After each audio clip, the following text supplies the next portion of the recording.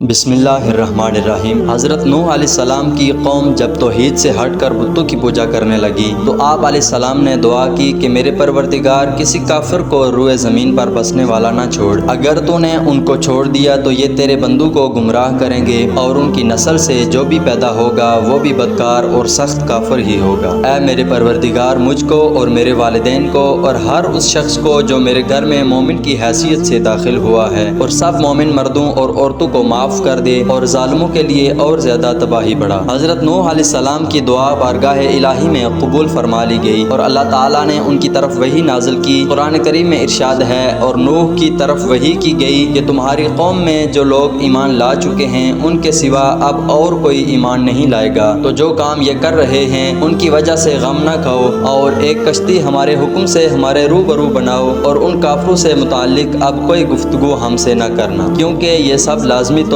پر غرق کر دیے جائیں گے۔ لکھا گیا ہے کہ بعض عالم دین کے مطابق اللہ تعالیٰ نے حضرت نوح علیہ السلام کو یہ حکم بھی فرمایا کہ فلاں درخت اگاؤ جس سے کشتی بنائی جائے گی، تو حضرت نوح علیہ السلام نے وہ درخت اگایا اور 100 سال تک اس کا انتظار کیا، پھر اس کو کاٹ کر ہموار کیا۔ اس میں بھی ایک قول کے مطابق 100 سال اور دوسرے قول کے مطابق 40 سال کا عرصہ لگ گیا، واللہ عالم۔ محمد بن اسحاق حضرت سوری رحمۃ اللہ علیہ سے نقل کرتے ہیں کہ وہ لکڑی ساگوان کی تھی اور دوسرے قول کے مطابق وہ صنوبر کے درخت کی تھی۔ حضرت ابن عباس سے مروی ہے کہ اس کشتی کی لمبائی 1200 گز اور چوڑائی 600 گز تھی۔ ایک اور قول کے مطابق لمبائی 2000 گز اور چوڑائی 100 گز تھی۔ حضرت سوری رحمۃ اللہ علیہ فرماتے ہیں کہ حضرت نوح علیہ السلام کو کشتی کے اندرونی اور بیرونی حصے میں تارکول یعنی ڈامر اچھی طرح سے ملنے کا حکم ملا تھا اور ہدایت کی گئی تھی کہ کشتی کے سامنے کا حصہ بلندی کو اٹھا ہوا ہو تاکہ وہ پانی کو چیر سکے۔ اس کشتی کی اونچائی 30 گز تھی اور اس میں 3 منزلیں تھی۔ کشتی کے اوپر ایک ڈھکن تھا